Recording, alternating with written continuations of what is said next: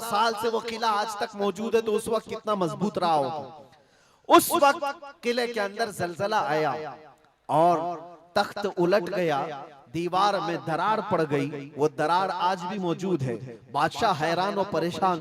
दूसरे दिन सारे नजूमियों को बुलाया गया और पूछा गया कि ये क्या माजरा है कि इतना मजबूत किला कैसे ये टूट गया, या इसकी दीवार में शगाफ कैसे आ गई है। तो सारे नजूमियों ने अपने इल्म के मुताबिक जो नतीजा निकाला, बादशाह से कहा दर हकीकत ये जलजला आम जलजला नहीं है, ये तेरी दीवार का टूट जाना ये आम सी बात नहीं है। हमारा इल्म ये बता रहा है कि इस रुए जमीन पर अल्लाह का कोई नबी पैदा हुआ है जो तेरी सल्तनत को खत्म करने वाला है। एक बच्चा अरब में ऐसा आया है, आई नई हुकूमत, सिक्का नया चलेगा, आलम में रंग बदला, सुबह शबे विलादत। उस दिन जो हुआ था उसको इमाम अहले सुन्नत क्यों फरमाते हैं, वो एक दिन की बात है ना।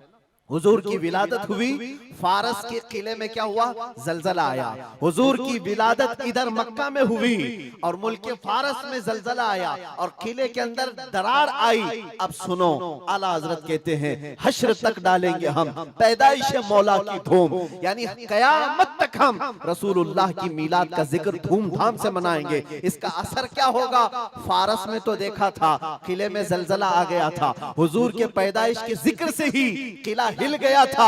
अब हम जब जब जिक्र करेंगे मिसले फारस नजद के किले गिराते जाएंगे, मिसले फारस नजद के किले गिराते जाएंगे।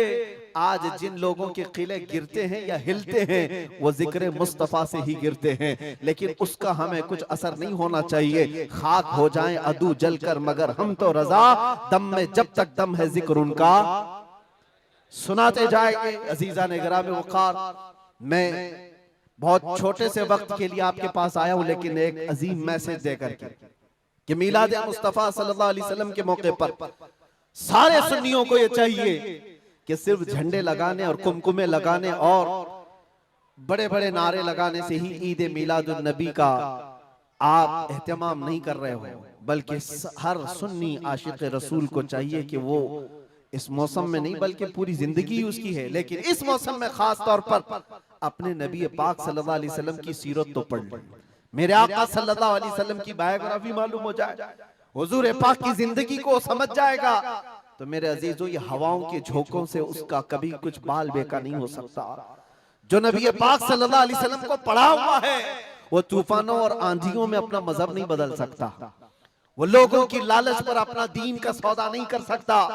ये वही लोग हैं जो दीन के सौदा करते हैं जिन्होंने अपने नबी को नहीं पढ़ा।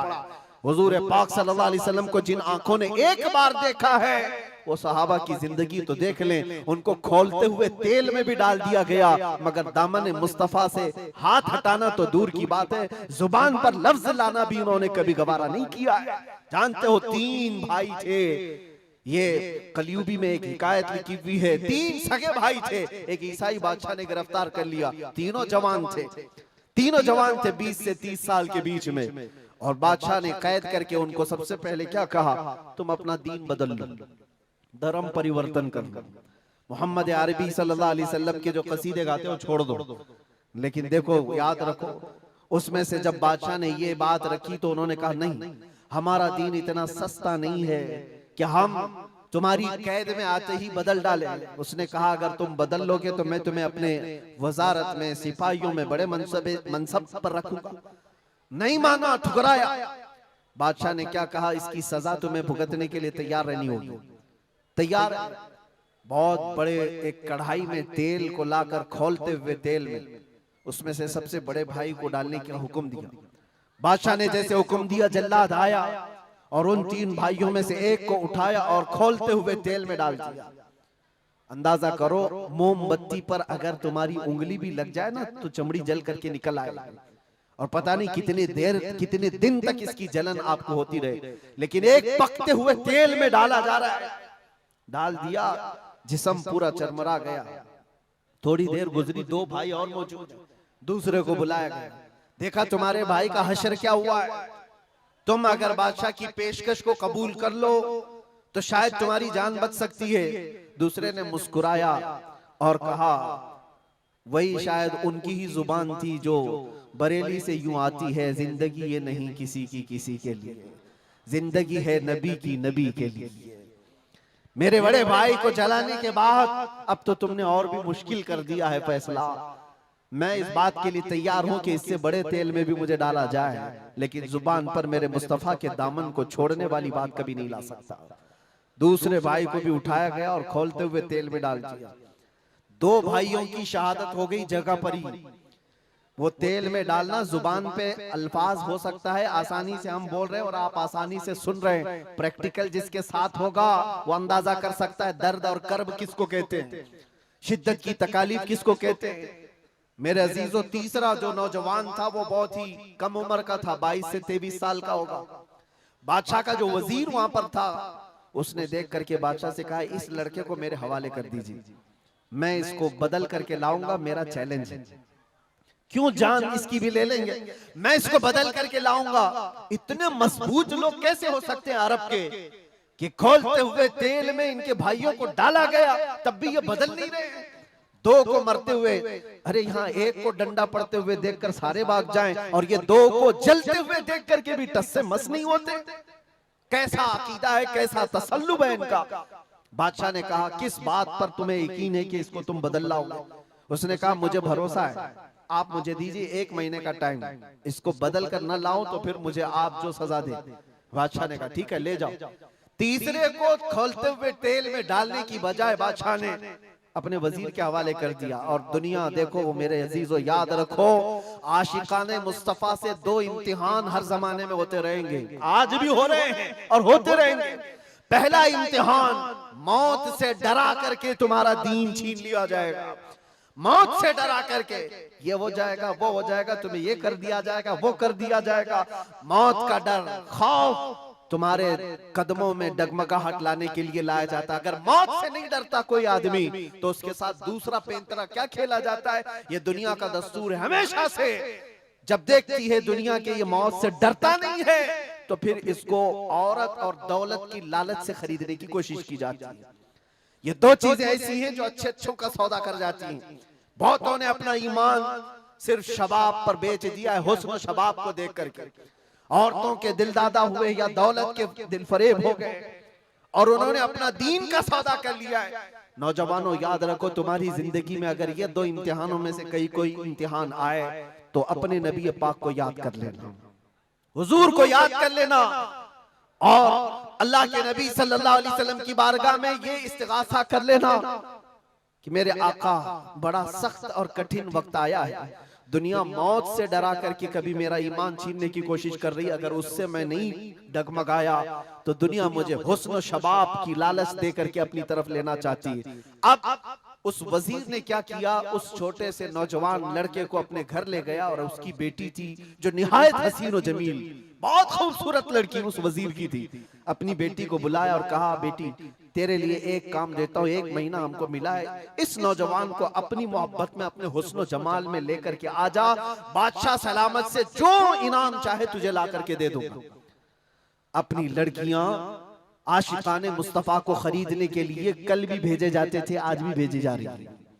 हो सकता है बहुत सारी जगहों पर जो हमारे लोग मुर्तद होते जा रहे हैं, वो जो बच्चियां आज अपने दीन और ईमान का सौदा करके भागती हैं किसी गैर के साथ और कहीं जा करके शादियां रचाती, वो ये समझती हैं कि ये कॉमन सी बात है। वो दीन बेचने वाले लोग हैं, उनका हिस्सा दीन इस्लाम में कुछ नहीं। कल क़यामत के दिन देखना, तुमने अपने नफ्स की खातिर एक गैर मुस्लिम के साथ भाग करके निकाह किया, चाहे वो बेटी हो कि बेटा हो, अपने दीन से सौदा किया है और गद्दारी की है। कल क़यामत के दिन मुंह तो अल्लाह को दिखाना है, हुजूर की शफाअत के बगैर तो कुछ होना नहीं है। देखना हश्र में जो हुजूर पाक सल्लल्लाहु ताला अलैहि वसल्लम के साथ तुम खड़े रहोगे कि हम खड़े रहेंगे, वो वक्त आने वाला है। उस नौजवान के साथ क्या हुआ, वजीर ने अपनी बेटी तो लगा दी, अल्लाह की पनाह मेरे अजीजों, हुजूर पाक का इश्क का एक कतरा भी जिसके दिल में आता है, ऐसी ऐसी चीजें उसके पांव को नहीं डगमगाती, ना कभी उसका ईमान खरीद सकती हैं, ना उसके दीन का सौदा कर सकती हैं। वो लड़की रोजाना आती, रात के वक्त बैठ जाती, और ये नौजवान जैसे ही महसूस करता मेरे कमरे में अकेले तन्हा रहने के बावजूद वजीर की खूबसूरत हसीनो जमील बेटी, जिसके निकाह के पैगाम बादशाहों के औलाद से आया करते थे, शहजादे निकाह का पैगाम भेजा करते, वो लड़की मेरे पास आकर बैठ जा रही है। नौजवान क्या करता था, मुसल्ला बिछाया और सजदे में गिर गया। जब तक वो उठती नहीं थी ये सर उठाता नहीं था। ये रात भर के सजदे इसके इसी तरह रहते, वो ऊँगती रहती, देखती रहती, इंतजार करती रहती और थक करके वापस चली जाती। महीना गुजरने को आया था मेरे अजीजों, उस नौजवान ने आंख भरकर एक बार देखा भी नहीं, और वो थक हार करके महीना खत्म होने के बाद उस नौजवान को मुखातब करके कहती है, ऐ नौजवान एक बार मेरे हुस्न को देख तो ले। मुझे देखने के ये बादशाहों के बेटों की भी कतार लगती है, कई बड़े बड़े लोग पैसों के अंबार लगा सकते हैं मेरे हुस्न को देखने के लिए, एक तू है कि मैं आता हूं तो मुसल्ले पे गिर जाता है। उठ एक बार देख तो ले, मुझे अल्लाह ने कैसा हुस्न दिया है, कैसा जमाल दिया है, एक बार देख तो ले।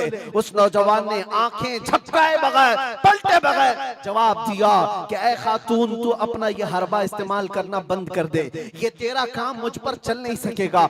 वजह यह है जिन आंखों में एक बार जमाले मुस्तफा बस चुका हो उसको दुनिया का हुस्न कभी धोखा नहीं दे सकता, दुनिया का जमाल उसे खरीद नहीं सकता।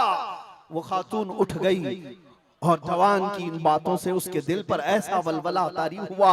वो खातून कहती है, ऐ नौजवान खड़ा हो जा, मैं तुझे खरीदने नहीं आई, मैं तुझे अपनी दामे फरेब में फंसाने नहीं आई, उठ जा, अब मेरी एक अर्जी सुन ले। नौजवान उठा और पूछा क्या अर्जी है। कहती है कि मैं अब तेरी मोहब्बत में गिरफ्तार हूँ, मैं चाहती हूँ कि तू मेरे दीन में ना आ बल्कि तू अपने दीन में मुझे दाखिल कर ले। जिसके हुस्न ने तेरी आंखों को ऐसा बाकमाल बनाया है कि तन्हा होते हुए भी कभी तूने मेरे हुस्न को नहीं देखा, मैं चाहती हूँ कि उस हुस्न के पैकर जमाले मुस्तफा की मैं भी दिलदादा हो जाऊं। उस नौजवान को उठाया और कहा, मुझे पढ़ा दे ला इलाहा इल्लल्लाह मुहम्मदुर रसूलुल्लाह। हर जमाने में आशिकाने मुस्तफा जो होते हैं, हर जमाने में जो आशिकाने मुस्तफा होते हैं, वो दूसरों की छाप अपने ऊपर लेते नहीं हैं, बल्कि जहां जाते हैं अपनी छाप दूसरों पर छोड़ करके आते हैं। यही होती है जिंदगी आशिकाने मुस्तफा की। उस नौजवान ने उसे कलमा तैयबा पढ़ाया और उस खातून ने कहा, चलो यहाँ से निकलो, कुफरिस्तान से निकल करके हम निकाह करते हैं और साथ जिंदगी गुजारेंगे। तवज्जो चाहता हूँ, तवज्जो चाहता हूँ, ये मेरी बात को खत्म होने दो। ऐ नौजवानों, आज तुम्हें कोई बहकाने वाला, खोलते हुए तेल में डालने वाला नहीं है, उसके बावजूद तुमने पता नहीं अपने कितने घंटे ये सारे सोशल मीडिया पर आई हुई ऐसी हसीना और जमीलाओं के पीछे अपनी रातें बर्बाद कर डाली। तुम्हें पता नहीं ये आंखें अल्लाह ताला ने तुम्हें किस लिए दिए हैं। दुआ ये करो कुछ ऐसा कर दे मेरे किरदगार आंखों में, हमेशा नक्श रहे रूए यार आंखों में। उन्हें न देखा तो किस काम की है ये आंखें कि देखने की है सारी बहार आंखों में। अजीजा ने गिरामी, उस नौजवान ने उस खातून की बात सुन ली और कहा, चलो मुझे इस जगह से, इस कैद से निकालो, हम ये शहर छोड़ देते, ये मुल्क छोड़ देते हैं। उस खातून ने उस नौजवान को आजाद किया और साथ लेकर चल पड़ी, शहर भी छोड़ दिया, बाहर निकल पड़े। रात का वक्त है, अचानक वो आधा रास्ता तय किए कि पीछे से घोड़ों के दौड़ने की आवाज आई। तवज्जो चाहता हूँ, एक फौज आ रही है और हिनहिनाने वाले घोड़ों की आवाजें आने लगी। दोनों डर गए, नए लोग हैं, नौजवान लड़का है, नौजवान लड़की है और शहर से भागे हुए हैं, दीन इस्लाम कबूल करके निकले हुए हैं। बादशाह को हो सकता है खबर हो गई होगी, वजीर को पता चल गया होगा कि कैद से निकला हुआ ये फरार मुजरिम हमारा शहर छोड़कर जा रहा है। पूरी फौज आती हुई नजर आ रही थी। ये दोनों एक दरख्त के पीछे ओट पर छुप कर खड़े हो गए। पता नहीं अब इसके आगे क्या होने वाला है, हमें गिरफ्तार कर लिया जाएगा, हो सकता है हमारा भी अंजाम वही होगा जो हमारे दो भाइयों के साथ हुआ। लेकिन इत्तेफाक की बात है, वो घोड़े करीब से करीब आते गए, वो फौज करीब आ गई और जब आ गई तो करीब आकर वो फौज रुक गई। इन्होंने देखा नहीं ये फौज कौन थे, ये लोग कौन थे। दरख्त के पीछे छुपे हुए हैं नौजवान और वो दुशीजा। अचानक आने वाली फौज में से एक गरजती हुई आवाज आती है। नाम लेकर के नौजवान का पुकारा जाता है, ऐ फलां बिन फलां बाहर आ जा, बाहर आ जा। बाहर ये नौजवान आता है तो देखता है बादशाह की फौज नहीं है, वजीर की फौज नहीं है, बल्कि वो दोनों शहीद भाई घोड़े पर सवार है और सारी फौज में रसूलुल्लाह के वो शहीद सहाबा तशरीफ लाए हुए हैं।